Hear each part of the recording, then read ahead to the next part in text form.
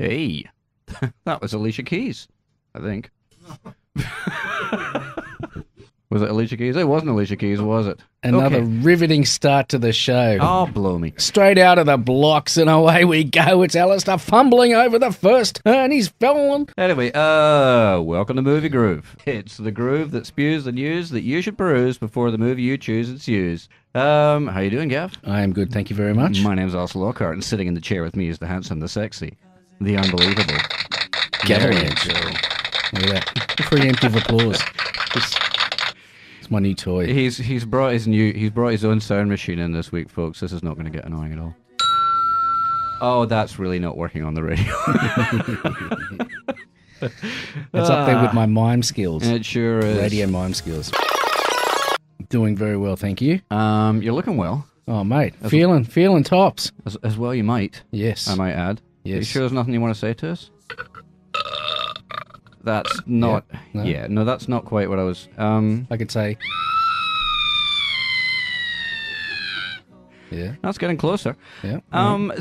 As always, a man of mystery, and we will continue to probe that. International man of mystery and adventure. Yes, indeed. We're going to continue to probe that as the show continues. Probe? This is Movie Groove, and of course... Where's my cursor? You're not Gracious going to be me. probing anything, buddy. Well, not voluntarily, but, the accidents happen. We always like to start each and every show with entertainment and movie news from all around the galaxy. This is the bit we call Episode 8, A News Hope. Yes.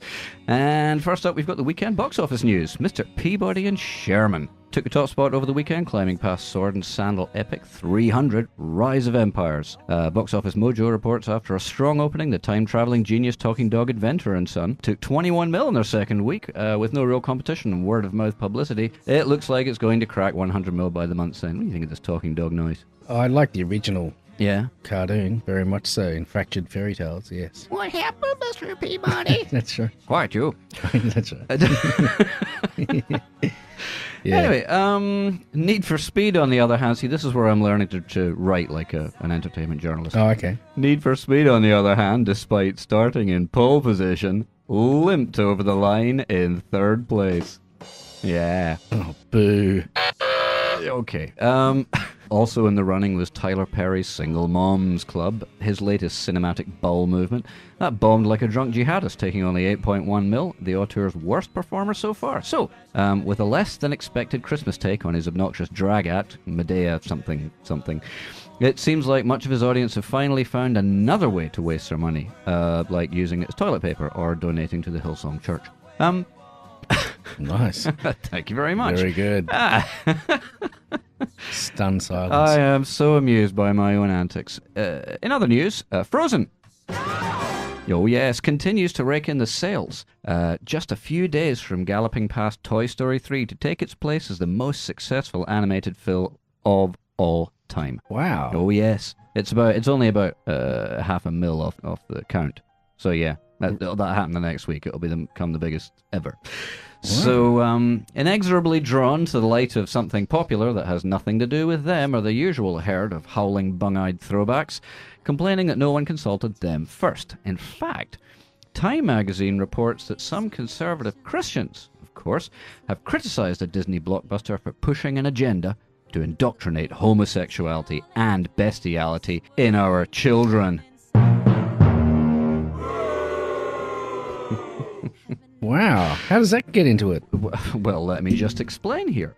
Pastor and Colorado-based Generations radio host Kevin Swanson and co-host Steve Vaughn, not the famous guitarist, he's been dead for a while, posited some theories about the wildly popular film's progressive agenda on their radio show, even though, and this will come as a surprise to no one, neither one of them has actually seen the film. Oh, there's a big surprise! Well, quite. The two claim that the movie's Oscar-winning song Let It Go is a coming-out song, marking the moment when Elsa realizes she was born that way and accepts who she is, the conniving, devil-worshipping bitch. Yes. They point out that the fiercely independent Elsa, and that just don't jive with the church, never even considers a male suitor. This is from Time magazine. Mm-hmm. And assume that she is therefore probably gay. What other conclusion can one reach? It makes perfect sense to me. They also say that Jonathan Groff's character has an unnatural relationship with his animal buddy Sven. All these plot points, they say, open children up to homosexuality and bestiality at a young age. Oh, they do. They do. Yes. This week, Movie Groove approached Disney's media spokesperson, Armin Gloomcutter, for the entertainment giant's response. And here's that interview now.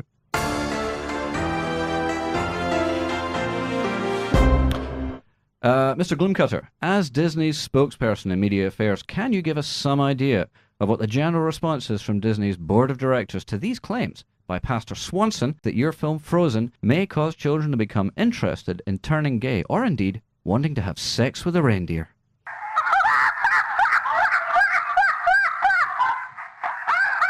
Mr. Gloomcutter. Mr. Gloomcutter, you're avoiding the question, sir. Sir, thanks for your time. Wow. Well, that didn't really help anything there. No, that really, that was Armin Gloomcutter there. Apparently not taking the whole... Being seriously? He's going straight to hell, that guy. Sex with a... Oh, yeah. Straight to hell. No, there's already a spot waiting. Oh, yeah. Satan's waiting and the fires are stoked. In other entertainment news, Chris Brown is in jail. Yeah? Yes! Women everywhere are just a little bit safer now that the super tough exemplar of manhood, Chris Brown, has been kicked out of rehab and, as per his agreement with the court, has gone straight to the lockup to await sentencing, await trial, I should say, for his violation of parole in the case against him for knocking the crap out of a 70-pound girl. Brown was kicked out for violating several rules of the facility, but the one that saw him ejected was the order to stay more than 2 feet away from any woman at any given time, an order he may have misinterpreted as having to use more than 2 feet on any woman at any given time. Well, quite. According to online gossip bumrag TMZ.com, the Duke of Douche is now being kept in solitary confinement, 23 out of 24 hours, and allowed to shower only once every 2 days. So now, it's not just his music that stinks, he's also a spineless prick. Oh! Brown will face trial on April 23rd, and if convicted of parole violation, he faces up to 4 years in jail. Wow, 4 years. 4 years. Does the air seem just a little bit sweeter in here today, or is it just me? Yep.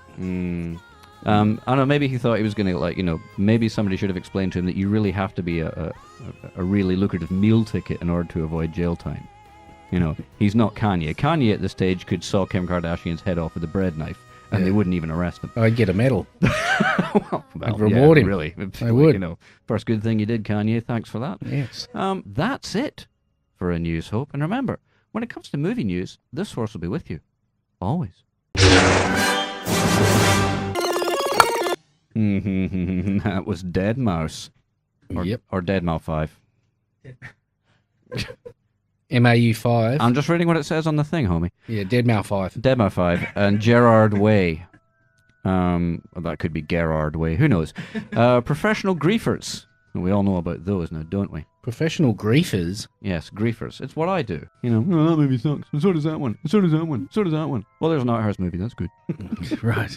You're semi-professional. I know more about making films than Michael Bay does. You really got it out for Michael Bay, don't you? Well, yeah. If you're going to spend that much money on a movie, why not make a good one? Make it good, that's right. Why not take some time over the characters instead of just spending all the time in with the special effects guys going, bigger. Yes. Bigger explosions, bigger. Bigger.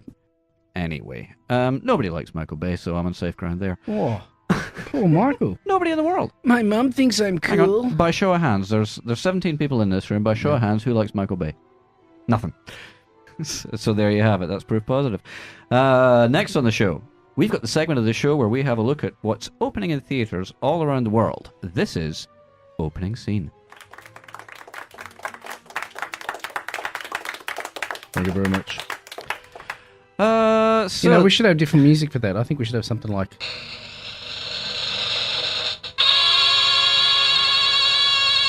the sound on that machine, Gav, is a little bit thinned out at the top end. This is great. There's not a lot of... there's not a lot of bass in it. I got it for $1 at St. Vinny's. I believe you.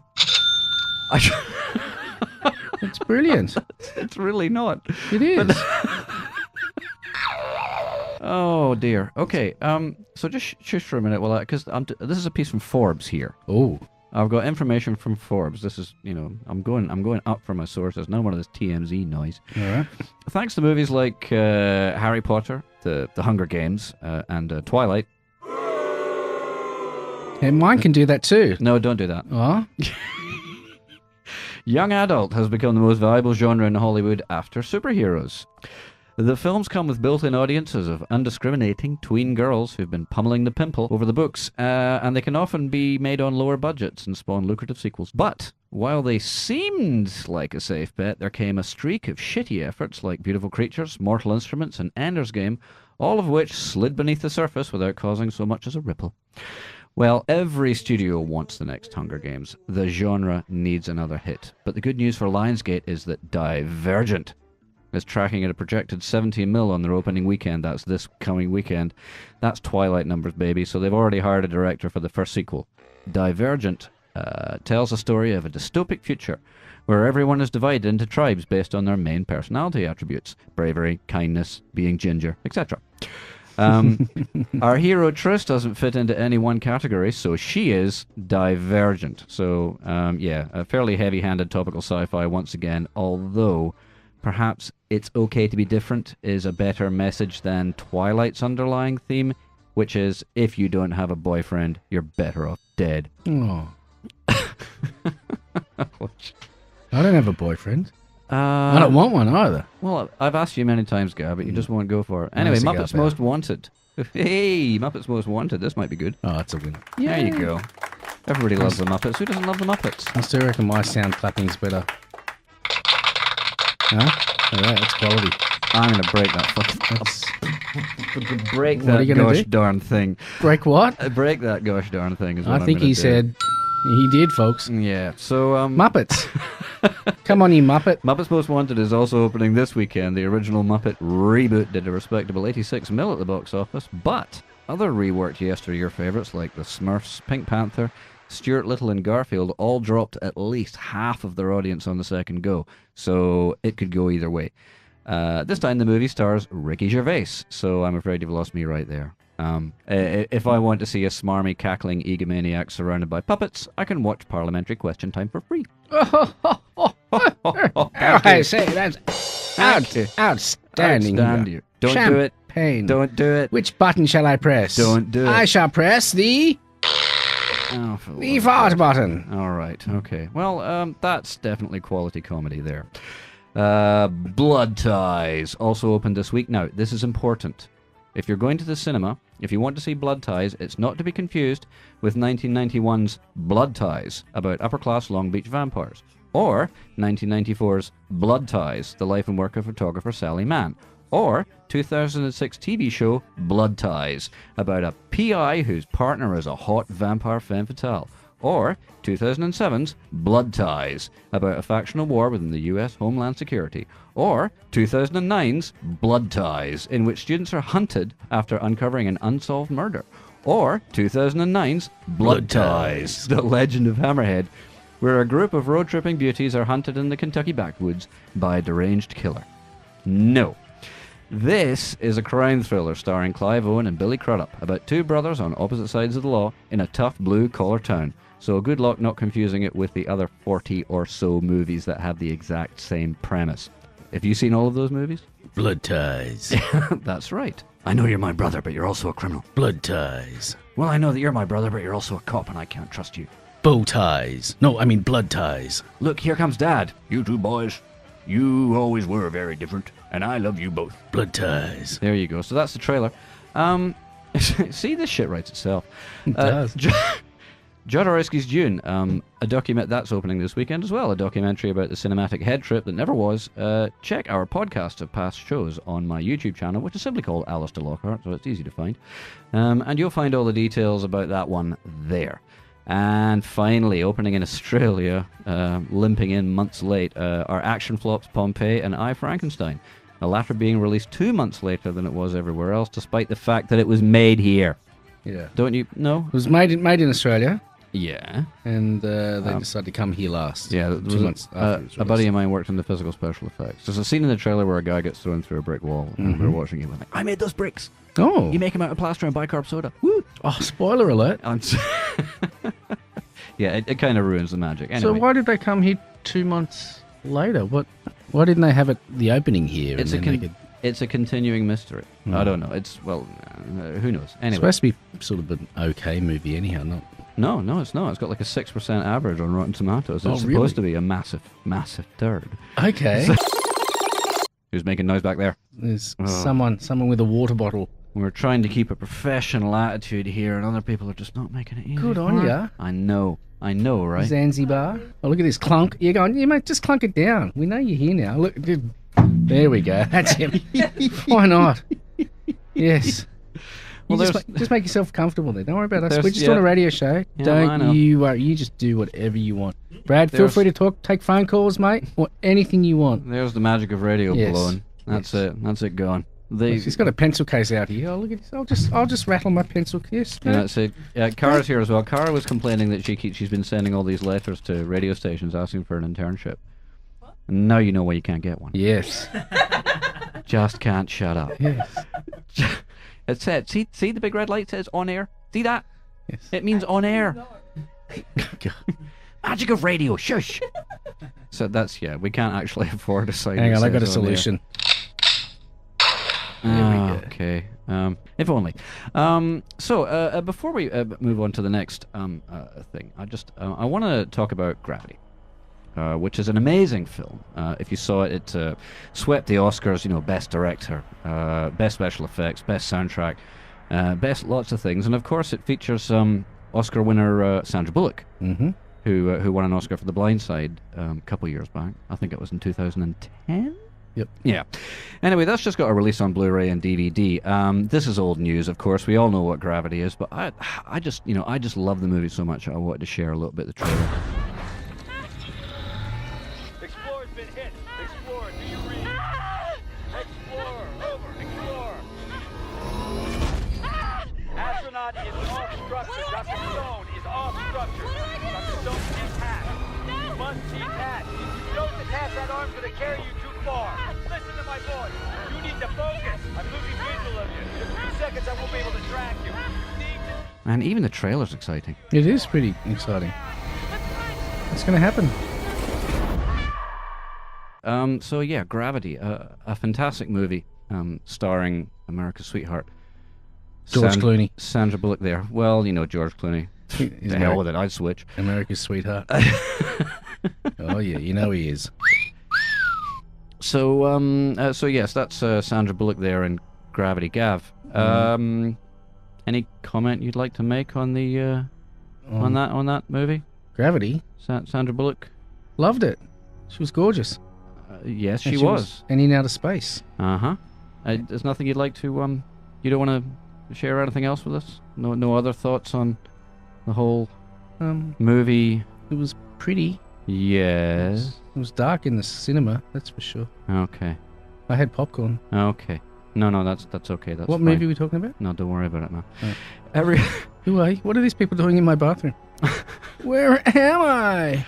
Every week on this show, we like to focus on the movie news that makes the geek clique bust its leak. This is the Geekly Roundup. Oh, come on. Than sour cream. I was in a V club and Glee club and even the chess team. Nerdy. Professionalism. So, welcome to the Geekly Roundup and CW Network's Arrow. Now, this is TV news, technically, but I just thought I would bring this up because it's got geeks a buzz. It seems to be going down quite well with comic geeks after a bit of a dodgy start to the first season. The second season, some say, is pretty damn strong. So, despite the costume grumbles, but the upcoming Flash spin-off, The Flash, the fastest man on Earth, has appeared in Arrow. Not Green Arrow, just Arrow. Arrow. Yeah, that's what they call it. The Flash spin-off has caused some geek outrage for just about the same reason. What are you waving at me What's she for? doing? She's waving frantically. Come on, you got something to say? No, she's quiet now. Yeah, she doesn't want to say Oh. anything now. Right. Yes. There's something going on there. I'm going to have to keep an eye on that one. Flash. Grant Gustin, who was in Glee, which I never saw because is Barry Allen, suited up and ready to run as the fastest man alive, albeit looking like he should be handing out flyers for a pizza delivery chain. I'm just going to show, like, no, this is obviously not a visual medium, but I'm going to see if I can get Gav's visceral and immediate reaction to these shots from Flash. Is that his outfit? I'm afraid so, buddy. Oh, you're kidding me. I am not. Dude. What did I say? It's like... What the hell? Stud. Looks like a bit of a Daredevil outfit. Yeah. The redness, but it's... If you'd like to see the pictures of the new Flash costume, you've got a copy of Google. Look it up. What do you think? What do you think of... They're very dull. Oh boy, is it? Yeah, so it's a wee bit disappointing, and the physique of the actor himself is he looks like he needs a sandwich to me. Yeah, he's a bit lean. There's all that running, I guess. So that's the new Flash costume. On the other hand, however, Latino reviews first look of Brit actor Matt Ryan in NBC's made-for-TV movie Constantine. Are you a Constantine fan, John Constantine? Not really. The Hellblazer comics? Yeah. From a long time ago. You know the character. I know, right? I know the guy, yeah. Yeah, well, that's showing a great deal of promise, which is a relief for fans of the chain-smoking, London-bred sorcerer, demon whisperer, and short con artist. This time, at the very least, they've got the accent and nailed the look, which is a step up from casting Keanu Reeves in anything, really. There you go, Gav. Tell me they didn't get it exactly. Yeah. So Matt Ryan's got the look. Yes. The character was originally inspired by Sting. Sting? Yeah, they said, we based the look of the character on Sting in a trench coat. I think Sting wore a trench coat in a movie from the 60s. It was like Tommy or one of those. Oh, Quadrophenia. Quadrophenia, that's the one. Yeah, so they based it on Sting from Quadrophenia. And that's look for John Constantine. But John Constantine is quite cool, whereas Sting is a self-aggrandizing tosser. Oh, I've met Sting. I told you that. I know, you said he had a strong handshake. Firm handshake. I wonder how he got That's that. good. By being a wanker. Oh, bang! Sting taking one. Take that, Sting. Smashed by Al. Smashed into pieces. Yes. Why don't you like Sting? He's going to need to put some cream on that burn. Anyway. He's watching you. He is, Every breath I take, apparently. Right. Anyway, it's also been announced ahead of April 4th. The April 4th release of Captain America, Winter Soldier, that Cap will go into battle with Batman and Superman in May of 2016. Yes, his third solo movie slated for a summer release against DC's biggest guns. Who will emerge victorious? Superman, of course. No. Geeks. Nerds. Dweebs. Dorks. My people. Say it with me, goobers. Excelsior. Excelsior. Yeah. Oh, it's such a good time to be a nerd. So many great movies. Like, you young people have got no idea what it was like in the 90s. Go back and check out the Roger Corman version of the Fantastic Four, or even worse yet, the Captain America movie with Matt Salinger in it. That's as good as it got. And you had to watch it and go like, well, they're trying at least. Oh, so painful. Anyway, also, Explorers is getting remade. Who cares? I didn't. Until, Movie Groovers, I read this from IMDb. Explorers is a 1985 family-oriented science fiction fantasy film written by Eric Luke and directed by Joe Dante. That's the guy who directed Gremlins. The film stars Ethan Hawke and River Phoenix in their film debut as teenage schoolboys who build a spacecraft to explore outer space. The special effects in the movie were produced by Industrial Light and Magic with makeup effects by the mighty Rob Bottin. This is suddenly one of my all-time favorites and I've never even seen it before. If you're listening, Mr. Bottin, you complete me. You had me at hello. We'll always have Paris. If it bleeds, we can kill it. Sorry, I wandered off the track there. Now, Robotine is the man. He's the guy that did all the physical special effects for The Thing, and Legend, and The Howling, and Total Recall. Wow. He's the master, baby. Master baby. Yeah. Oh, Spring's eternal, Gav. Sorry, I did wander off the track there. Rushed into production, the film was never properly finished. In fact, director Dante revealed that the studio demanded that he stop editing it and rush for the July release. So, despite being a box office flop, it attracted a cult following, as do many of Dante's films. And in some of the best geek news I've heard in a while, we're going to get The Incredibles 2. Yes, you heard that right. Pixar has announced, via Twitter of course, that the director of the original, Brad Bird, is back with another outing for the Super Simpsons that rocked our world back in 2000, because it really is the Simpsons with superpowers, isn't it? Pretty much. Yeah. Of course, the original has taken a long time to get recognized by the empty, voracious studio suits as a viable property, considering how many things about the movie were entirely contrary to what they know about what makes an animated property work. For example, It's a PG-rated animation and has a body count, which is a complete anathema for Disney. The main character is not a child or a talking animal. It's not based on a children's classic that's passed into public domain. It doesn't insist that a woman cannot function until she's been rescued by a man. It's an ensemble cast. It deals with marital fidelity. The bad guy isn't a sorcerer. The list goes on and on and on. That's just not their usual thing. But after the gigantic financial dump that they took with John Carter and the Lone Ranger, which put a combined $400 million in the loss column for Disney, they're warming to the idea of running with a story that isn't so dumbed down that it gets mixed reviews from Goldfish. Also announced is Cars 3. Another one. Which, because I have small children, will soon be playing at my house 3 times a day until I put a gun in my mouth. Gav. You want the sound effect, baby? Yes, please. You do? There you go. Sweet release. Nice one. Cars 3, huh? Anyway, Cars 3, that's what they tell me. Of course, they've already done Planes, and they have a new Planes movie on the way about planes of fire. Anyway, it's got Dane Cook in it, which is a sure sign of the coming of the apocalypse. But in any case, some good times, some bad. What are you going to do? You got to take it better with a sweet, ladies and gentlemen. And that's all there is to it. And that's all we have on the Geekly Roundup for this week. And remember, if it ain't an obsession, it ain't geek. Now and then, Gav. Yeah. And you know this is true. Hollywood gives us movies that we've been waiting a lifetime for. And no one lacks an opinion on who should get the lead. Here we throw our 2 cents in as we beg casting agents everywhere to consider anyone but Affleck. Ooh. Casting for the newest adaptation of J.M. Barrie classic Peter Pan, which is called Pan. Pan? Yeah, they were up all night thinking that one up. Possibly a reference to where they found the script. Yes, could be.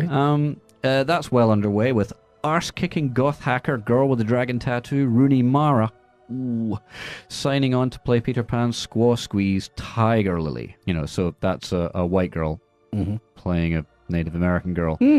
Inspired casting in the same mold that saw pampered white boy oddball Johnny Depp play heroic Native American hero Tonto. What a winner that was, too. In last year's embarrassing fecal stain, The Lone Ranger. Yeah, well, not quite. No. Also playing against type, and indeed sense, is Garrett Hedlund as Captain Hook. Arr. You're supposed to say, who?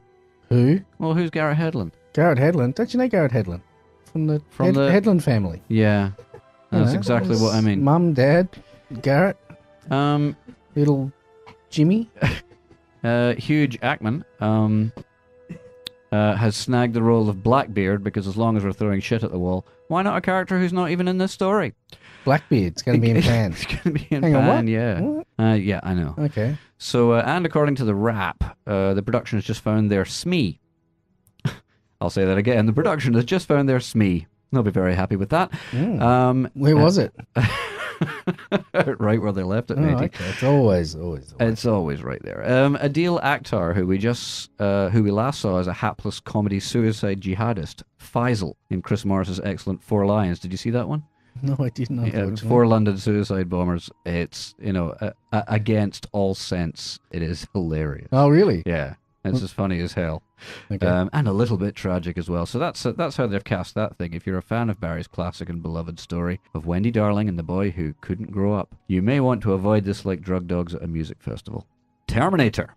And J.K. Simmons. You know who I'm talking about? J.K. Rowling? No. The man who made J. Jonah Jameson the best part of the only good Spider-Man movies we've had to date. Yeah. He's a great actor, that guy. Oh, he was in Oz. He was in Portal 2. Yeah. He's in talks to join Arnold Schwarzenegger, Emilia Clarke, Jason Clarke, and Jai. Wake up. What? Hey. What? Wake up. As a weary and alcoholic detective who has followed a bizarre case involving Sarah Connor and robots for more than 3 decades, since 1984, in fact, the same year as the setting for the original. You see what they did there? Hey, that's good thinking. So this has led to speculation on places like AnticoolNews.com and Latino Review, of course, that he may just be playing Detective Hal Vukovich, who was played in 1984 by Lance Hendrickson. Mm-hmm. The character was peppered off screen by a spray from an AK-47 and a 12-gauge shotgun blast. More than enough, you might think, in the normal run of things, but perhaps Hal might just have pulled through. Ooh. In any case, J.K. Simmons is one of the finest character actors working today, in my humble opinion. So at least he'll be there to wake up any audience members who have fallen asleep in any scenes featuring the guy playing Kyle Reese. Aussie actor J.K. Al. What? Al. What? Hang Hang don't on. say his name. So, Star Wars. Oh, yes.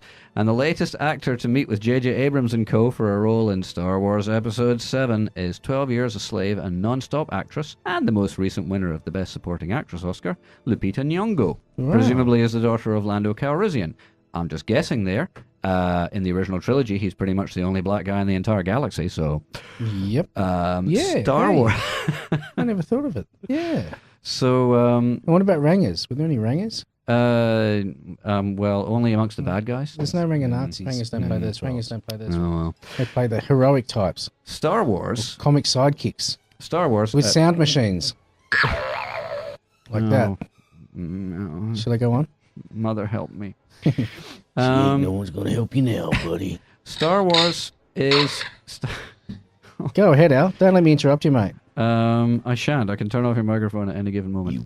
Dare. Here we go. No. Star Wars is, of course, the latest well-loved genre-defining franchise being adapted by J.J. Abrams, with lazy casting, arbitrary plotting, and pointless Caesar-inducing lens flares.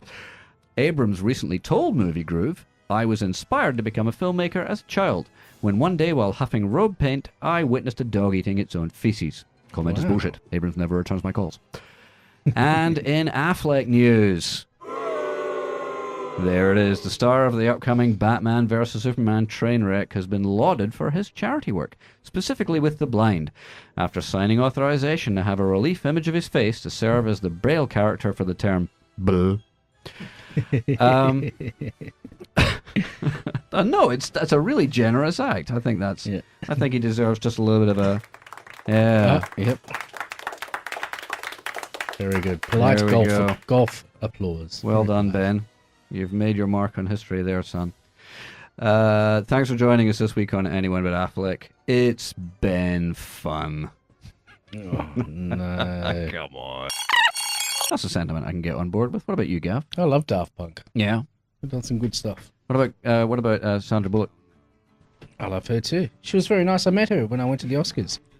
Did you? Yeah. Did you indeed? Put me up at her place for the night. Did she? Yeah, she was nice because we went to that after party. I forget which one it was. I think Vanity Fair or something. Yeah. And it was pretty late. And I told her Yeah. I didn't have a, I was just going to go sleep in the limo. She said, "No, just come and crash at my place." I see. So it's good. She was nice. Yeah. Gav, how long have we been friends? 20 minutes. That hurts, Gav. It does. That hurts my feeling. Does it? You gonna cry? You gonna cry? I may just. Okay, cry. Oh. Well, I mean, if that's the way you want to play it, mate. That's, You don't believe my Sandra Bullock story, do you? Uh, She made me breakfast. you know what? You don't have to. You don't have to come She's clean if you don't nice. want to. All right, you don't have to share if you don't want to. She's got Okay. that little kid Now forget it. who We'll come played softball. Sandy. Call me Sandy. anyway. That Clooney was a jerk. That Clooney, I tell you. And photo bombing. I'm trying to get a nice photo of me and Sandy, right? It's Yeah. something to send my mum. Yeah. And bloody Clooney's in the background photo bombing and carrying on. Sandy, is it? And him and Brad Pitt, I started calling him Arm afterwards. He didn't like that. Said, "Hey, Armpit." Yeah, that shut him up. Sorry, sorry, ladies and gentlemen. It's just some was a- dust, Turkey. some dust rising off that armpit joke there. Baby, that's gold. That's comedy gold. That's right. Quality. That's been sitting at the bottom of the lost ark for a while. People loving it. Look at that. Crowd's going nuts. And in a new segment for Movie Groove. Oh yes, Groovers, you're going to like this. This week we'll be taking a look at the brief but compelling works of cinema that promise so much, while belying the banal truth, existing as they do, In a world where there are no rules. Rules. This is Trailer Trash. No musical sting for this one, so Trailer trash. so John Williams is going to help us out when I can find him. There he Hey, is. true blue. Don't say you don't. Say you knocked off for a smoker. I am getting so close to violence You need now. to pack the bomb. No, hang on, that's not it. That's kids don't do drugs. Hey. Godzilla fans are somewhat pumped by the latest trailer for the upcoming Godzilla. which features Breaking Bad's Bryan Cranston playing Chicken Licken as the authorities attempt to cover up the existence of a 2-mile-high T-Rex destroying major cities in an age when every man, woman and child has a digital video camera in their pocket at all times. Seems plausible. Those who saw the 1998 version will remember that that film's humorous take on the material didn't quite work, in much the same way that the Third Reich's take on social reform didn't quite pan out. This cut of the decades-old city-smashing beastie looks to have gone serious and gritty, because tall buildings collapsing in flame and smoke hasn't been fun for about 12 years, 6 months and 5 days, give or take. Maleficent, the update on perhaps Disney's baddest baddie ever. Did you see Sleeping Beauty? Yes. Oh, she's awesome. She turns into a dragon at the end. Yeah. Spoiler alert. She's looking good. From the latest full-length trailer for Disney's live-action fairy tale, in this one, the shape-shifting sorceress is played by Angelina Jolie. In full-on spell-slinging goth babe from hell mode is a titular villainess who curses a princess to miss out on her Sweet 16 bash due to a deep and permanent sleep after sticking herself with a needle. Kids, don't do drugs. In this version, however, the trailer alludes that Beauty's father hasn't always lived up to his good king brand stamp, and Mal's grudge is a justified comeuppance for the regal rapscallion played by District 9's Sharklow Copley. Maleficent opens on May 30th. He's a short like Copley. So we're going to have some hot South African action. He's that South African from District 9, and he was also in the A-Team. That's right, he was in the A-Team, and he even used his Swahili accent in one scene. It was amazing. He did. He had to speak Swahili. Yes. To get out. I'd like to apologise to all our South African listeners. I know that nobody can do a South African accent properly. We're going to apologise for that. Thanks, Richie. Just as soon as you apologise for the decades of apartheid. Moving on. Yeah. Get that in here, South Africa. Yeah. Oh, we've gone topical on Movie Groove. That's right. I forgot to do a station ID. You're on Energy Groove Radio, transmitting live from Sydney and all around the world. Not for long. Alister and Gabs, what's on screen? 20th Century Fox has released the first trailer and poster for The Maze Runner, the latest dystopian thriller based on the best-selling novel by James Dashner. The film stars Dylan O'Brien, Will Poulter, Kaya Scodelario, Thomas Brodie Sangster, Amal Amin, Ki Hong Lee, and Patricia Clarkson. If any of the listeners out there know who any of these people are, then you'll probably need to ask a grown-up if you can go. When Thomas wakes up, trapped in a massive maze with a group of other boys, he has no memory of the outside world other than strange dreams about a mysterious organization known as the Catholic Church. Oh, sorry. A mysterious organization known as WCKD. Now, we don't know what that stands for just yet, but I've had a crack at it, and so far I've got these. Wealthy clergyman, new daddy. White Catholic kids, debased. Wretched child, kneel down. Only by piecing together fragments of his past with clues he discovers in the maze can Thomas hope to uncover a way to escape. Spoiler alert, he wakes up to find it was all a dream and he is still chained to the floor of the rectory wine cellar. Aww. It rubs the lotion on its skin. Peanuts teaser. Peanuts teaser, baby. I should do a sting for this one. I'm going to do that again. Peanuts teaser. I know it's not appropriate, but it's the only one I've got. Yep. Charlie Brown and the gang are back and in 3D. Wow. I can see a worried look there, but do not worry, meine Kinder. From the look of the trailer, somewhere over at Blue Sky Studios is actually considering, and this is amazing, how people recognize the property, rather than updating it for an imaginary demographic that they understand to be mooing simpletons. Despite the digital upgrade, the models have been rigged and animated to mirror Charles Schultz's distinctive style precisely, with a lo-fi pose-based animation style and a pencil-drawn treatment to the facial animations of the classic 2D animated versions of the cartoon strip that are rightly known and loved. It looks good, is what I'm saying. It looks like the original, and it's in 3D as well. Excellent. So if you're a fan of Charles Schultz, and I was brought up on it, I was reading that stuff when I was 4. Oh, yeah. So, I like Lucy. She's so much like my sister. Oh boy, oh boy. Very much so. I'm just going to go ahead and say it, Gav. That's a shame. No. He's just bossy boots like that. Yeah. He's just big Miss Bossy Boots. And these days you don't look dissimilar to Charlie Brown. I know. It's gotta be said. I mean, there's a beard, but the rest of it... Can get rid of that. Just need the shirt with the squiggles on it. Yeah. Let's do that. We'll play dress ups next week. All right. I'll be the teacher. Wah, wah, wah, wah, wah. No, miss. Wah, wah, wah, wah, wah, wah, wah. Yes, miss. Wah, wah, wah, wah, wah, wah, wah. No, miss. Oh dear. Taking us back. We are very old men. Anyway, whether the cartoon ends up being a dud or not, I'm on board with the look. This time they nailed it in one. At least they've managed to avoid the same mistakes that gave us the unmitigated disasters that shat upon the memory of Dr. Seuss. They used the Lorax to sell an SUV, and still you people wonder why I hate. Anyway, wrapping up with a few honorable mentions on trailer trash. Marvel has released the first 10 minutes of Winter Soldier, a move that speaks of a great deal of confidence in the final product. I haven't seen it because I'm going in clean, baby. That's going to be awesome. The Signal, a low-budget sci-fi with Larry Fishburne. A teenager and his girlfriend have heard the signal, and now they're locked in a government lab due to their condition. Some scenes in the trailer not unlike Akira.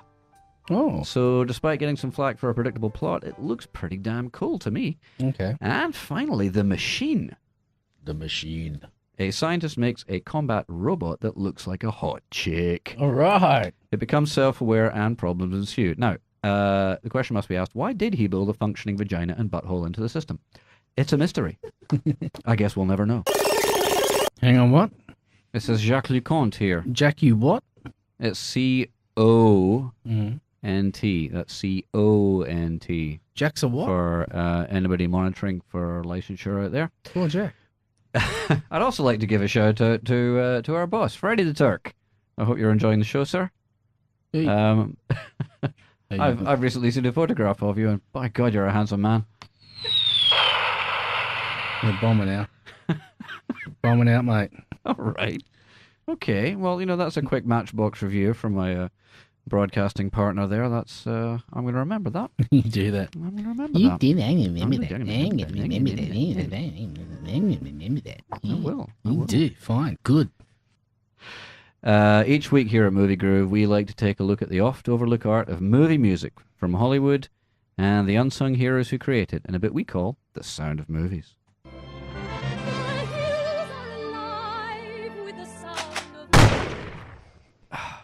Oh. I got that sound effect too. It's not as good as mine. Randy Newman. Randy Newman. Randy Newman, baby. One of many Newmans working in Hollywood as a composer, but we'll get to the others in due course. He's another one of those guys whose name you might not know, but the work you'll know it instantly.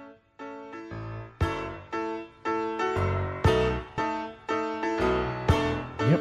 You got that one? Yeah, sure, people. Yeah, so that's his 1978 hit Short People, where he decries the existence of short people. No reason. No reason, he says there.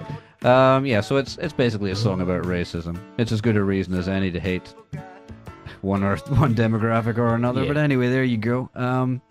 As a recording artist, Randy has never dented Billboard's Top 200, but as a songwriter, songs from his debut album alone were recorded by Alan Price, Van Dyke Parks, Dave Van Ronk, Judy Collins, the Everly Brothers, Claudine Longuette, Dusty Springfield, Nina Simone, Lynn Anderson, Wilson Pickett, Pat Boone, Peggy Lee, and Joe Cocker. So, he's getting plenty of that sweet songwriter's royalty coin, certainly. As a recording artist himself, he enjoyed limited success, perhaps due to having a voice like Ray Charles singing through a cheap loudhailer. But he did enjoy success with Short People, of course, and I Love It. You remember that one? I love LA. Yep. Look at them mountains. Look at them trees. Look at that bum man, he's on his knees. We love it. So, like, the first time I went to the States, that song was playing. Like, we turned on the telly and that song was playing, and we were in LA, and I've got like, well, this was all meant to be. It was. This is the place I was meant to be. My mother and father took us to, we were in the States for 4 days. We went to Disneyland, Knott's Berry Farm, San Diego SeaWorld, and Universal Studios. And then we went home. So 4 days. Yeah. That was just, it was beautiful, man. Yeah, it was non-stop. I've got the bestest daddy and mummy in the world. Yeah. If you're listening, Mum and Dad, still love you. Anyway, back to Randy Newman, who's got nothing to do with my family. But he's scored 7 Pixar features. Toy Story, A Bug's Life, Toy Story 2, Monsters, Inc., Cars, Toy Story 3, and Monsters University. And he's got an Oscar nomination each and every time. He scored a win for Best Song on Monsters, Inc., by which stage he'd been nominated for 15 Academy Awards with no wins. So he received a standing ovation on his way to the stage to get his statue, and when he started his speech, he said, "I don't want your pity." It was great. They he went on for a bit too long, so they struck up the band. And he just shut them down. And he said, "I'd also like to thank many of the musicians working here tonight who I've worked with before and may never again." Yep.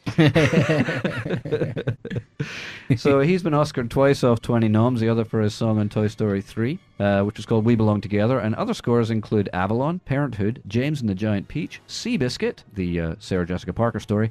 Yay! Oh. Come on, Forget can I get about a it. hey-o? There it is. Oh. Awakenings, The Paper, Meet the Parents, and his score for 1984's The Natural with Robert Redford. The piece we have today is from Monsters Incorporated. Monsters Inc., I should say. And frankly, people, if this number doesn't make you misty, then you dead inside. This is called Booze Going Home. Every week, listeners. Every bloody week, I like to remind the listeners that my favourite bit of the Oscars is the In Memoriam segment. But why wait until March when we can enjoy death every week in a bit we call Dead for Reals? Behind the clouds, the sun is shining. There's a big blue sky waiting right behind the clouds. Well, you're dead now, so shut up. That's a lovely number. That's Brad Paisley for anybody looking up the rest of that. Beautiful number. This is a segment we call Dead for Reals, and Ken Utsui, I'm pretty sure that's right, a Japanese actor who was a mainstay of stage and screen in his home country of Japan from 1953 until last year. That's 60 years of acting work, bitches. What have you got, Meryl Streep? On our side of the world, what he's most known for are the Supergiant series of films, 9 in all, that were purchased for distribution to US television and edited into 4 films, which were Atomic Rulers of the World, Invaders from Space, Attack from Space, and arguably the most famous, Evil Brain from Outer Space. Wow. Evil Brain. Evil Brain from Outer Space, a 76-minute film cut from the 159-minute total running time of The Space Mutant Appears, The Devil's Incarnation, and The Poison Moth Kingdom. Wow. In the films, Ken plays Starman, a superhero who cunningly lulls his foes into a false sense of security by appearing to be a tiny Asian man dressed as a yellow condom. So prepared, he must save the Earth from the followers of Balazar, an evil genius from the planet Zemar, whose brain has been preserved after his death. Watching the film is generally agreed by neurologists to be one of the weirdest things that can happen to a human mind. So while we here at Movie Groove would never, ever recommend doing drugs, if you're getting brutally munted this evening, why not take in Evil Brain from Outer Space, and after you've been talked down from the roof of your local observatory, let your loved ones out of the basement and washed off all the blood and hobo semen, why not tweet us at Al's Movie Groove, all one word with a capital A, to tell us how it went. So that was my tribute to Ken Utsui. Yeah. he was very nice. He loved that. He was 82. Good on you. Big Such shout out to Ken's dignity. family. Such dignity. Banzai. Banzai. Also in Dead for Reals is composer Mitch Leigh. He was born in Brooklyn and graduated from Yale in 1951 with a Bachelor of Music and began his career as a jazz musician and writing commercials for radio and television. In 1965, he teamed with lyricist Joe Darian and writer Dale Wasserman, I know that none of these names are ringing any bells, to write a musical based on Wasserman's 1959 television play, I, Don Quixote. The resulting show, the musical Man of La Mancha, opened on Broadway in 1965, and its original engagement ran for 2,328 performances. Yes, indeed, it also formed the basis of the 1972 movie version of the musical, with Peter O'Toole and Sophia Loren.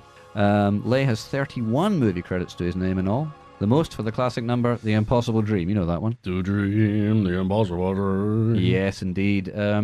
He received the Contemporary Classics Award from the Songwriters Hall of Fame. Leigh also composed the jingle, Nobody Doesn't Like Sarah Lee.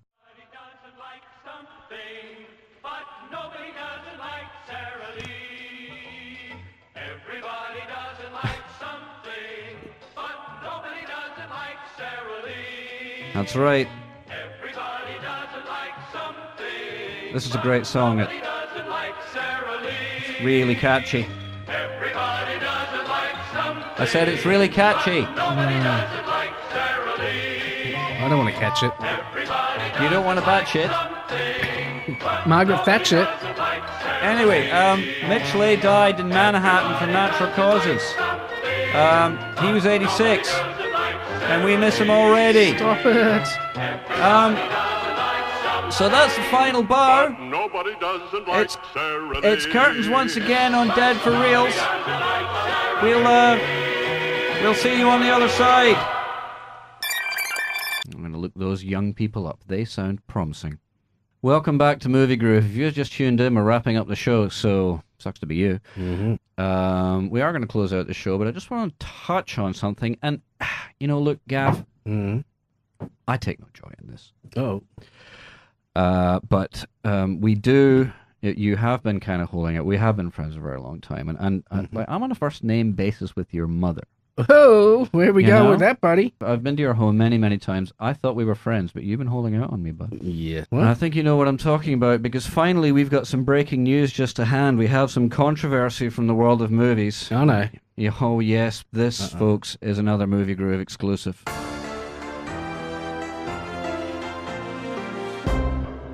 Sandra Bullock, who starred in the blockbuster sci-fi Gravity, has fallen into the spotlight this week, and not, unfortunately, in a good way. It seems that America's sweetheart in her days is a much younger, much hungrier actress, was so bereft of options work-wise that she made the decision to star in an adult feature. Now, as I say, I take no pleasure from this, but we are a news outlet, and I have a responsibility for my listeners to bring you the truth. This is not an unusual thing in Hollywood, I'm afraid. A majority of young actresses will end up on this path, and very few recover and leave Hollywood with their dreams of stardom shattered. But some prevail. And with the transient and disposable nature of most adult movies, sometimes these missteps in a girl's career just will never resurface. And this week, Movie Groove has received a tape from a listener in London, a Julian Assange? Assange, I think that's right. It's postmarked from the Ecuadorian embassy. Anyway, Julian sent this VHS tape with a note that simply read, I thought you might be interested in this footage from the early career of Sandra Bullock, and another famous name you may know.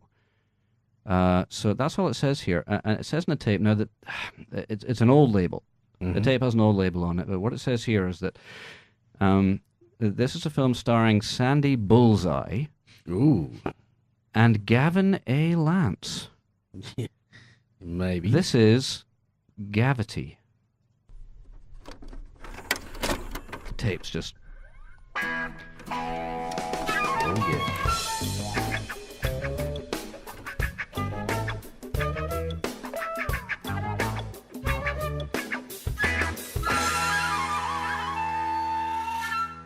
I'm here about the plumbing.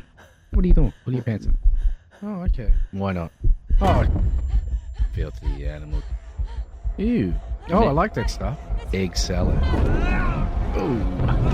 I was thinking of cheeseburgers, but... No, keep going. Yep, I like that. Put pepper on it. Oh. Yep. Yes. Yes. Yeah, that... Oh, yes. Boomstick! Low. Very good. Get down, get down, get down. The tender broke. I'm detached. No. I'm detached. Hey, man, that's not my fault, dude. 7 times now. Real great. Come on. Yep. Yeah. Yes. Yeah. Oh, yes. Yes. Bonjour. Hail to the king, baby.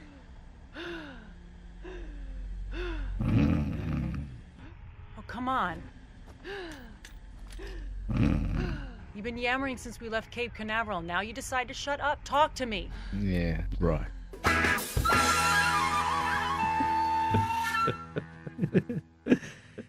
Jesus, man. I'm going to have to explain a lot to my parents. Jesus Christ, man. And the kids. That's America's sweetheart in that tape. Oh, yeah, she was sweet, all right. You're lucky that you didn't see what we just saw, listeners. I'm appalled. That's just pepper on it, Gav. Well, you know, I got to spice it up a bit. I got to say, you weren't very gentlemanly. Well, What's that? yeah, Treat him mean and keep him keen, Well, it's- clearly. I think on that note, we're going to have to close the show. My friend and I have things to discuss. good on you, Sandy. Oh, I'll give you a call, baby. I'll be so, back in. I'll be back in Los Angeles. Yeah, no, next well week done. sometime. We're all very impressed. I'll give you a call. That's it for the show this week. I'm going to go have a cigarette I and want to lie go see that. down now. I want to see that movie again. That was great. Hey, lady, did you order a pepperoni pizza? Well, here's the pizza, and here's the pepperoni. See you next week. It's the Party Squad and Billy the Kid. The sunset. Enjoy your lives. Bye.